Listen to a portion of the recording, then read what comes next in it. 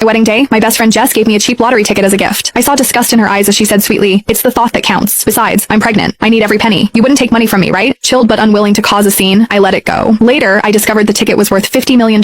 My husband Mark and I claimed the prize, but the news spread fast. Jess showed up at our door, frantic and accusing me of stealing her luck. In the struggle, she lunged with a knife, but it struck Mark instead. As I tried to call for help, she tackled me. We crashed through the balcony glass and fell to our deaths. Then, I woke up, back at the wedding, the lottery ticket still in my hand. My hand was frozen in midair. A second later, Jess slapped it down, hard. A sharp stinging pain shot up from my knuckles, snapping me back to reality. I was back at my own wedding. I watched as Jess shot me a venomous glare and stuffed the lottery ticket, the one meant to be my gift, back into her own pocket. As she did, she carefully, almost obsessively, checked to make sure it wasn't bent or torn. "Jess, what are you doing?" I asked, my voice trembling slightly. "Weren't you giving that to me?" Her face contorted with rage. "Giving it to you? Who said I was giving it to you?" she shrieked. "This is mine. I bought it for myself. Who the hell do you think you are? You think you deserve something of mine?" I quickly glanced at the numbers on the ticket. They were identical to the one she'd given me in my past life. What she didn't know was that her ticket was a dud. The reason I'd won $50 million in my past life was because I had also bought a ticket for myself that morning. The real winner was mine. The cheerful buzz of the reception hall died down, replaced by a stunned silence. All eyes were on us. A few of our mutual friends hurried over. "What's going on? Why are you two fighting?" But Megan, who had seen the whole exchange, couldn't help but sneer. "It's Liv's wedding day, and you give her a lottery ticket as a gift, which is tacky enough. But now you're asking for it back? You've got some nerve." That was the spark that lit the fuse. Jess's eyes went wide. She shoved Megan violently. "What do you know? What could you possibly know? That ticket was always meant to be mine." Her manic energy scared everyone. The crowd took a collective step back, and in that moment I knew. She had been reborn too. The thought of how I had died because of her made my fists clench at my sides. "Fine, since Megan already called me out, I'll just say it," Jess shrieked, her voice echoing through the silent hall. "From this day forward, Olivia and I are done. We have nothing to do with each other." She steadied herself on someone's arm and climbed onto a chair, addressing the whole room. "Everyone, listen up. Anyone who goes to Olivia right now and gets their wedding gift back, I'll give you $5,000 in cash right now." People just stared at her like she was insane. She didn't care. She pulled out her phone and called her husband, telling him to withdraw all their savings from the bank. When she hung up, she shot me a triumphant, vicious grin. "Liv, don't blame me for being ruthless. You can only blame yourself for taking something that was never yours to begin with." She spat the words out, her teeth clenched. The atmosphere was thick with tension. A few people tried to gently pull her aside, but it was a half-hearted effort. They wanted to see the show. My wedding ceremony was scheduled to start in 15 minutes. Instead, I was surrounded. "It's Liv's wedding day. Can't this wait until after?" someone murmured. Jess tilted her chin up. "Let me repeat myself. If you cut ties with Olivia right now, I will give you $5,000 each." Just as she finished speaking, her husband arrived, panting, dragging a heavy black duffel bag. "Put it on the floor," she commanded. He grunted and dropped the bag, unzipping it to reveal stacks and stacks of cash. "Honey, all of our savings. $20,000. It's all here." The sight of that much cash stunned the room into silence. Megan, standing beside me, gasped. Her voice was suddenly syrupy sweet. "Jess, you're serious?" Jess laughed, a short, sharp sound. "Of course I'm serious. When have I ever lied? And believe me, I'm about to have a lot more money than this." Before, they would have dismissed her as crazy, but now with a bag full of cash at her feet, they were listening. Megan was the first to turn. Her eyes flicked. "Click the link in my bio to get the full story for free."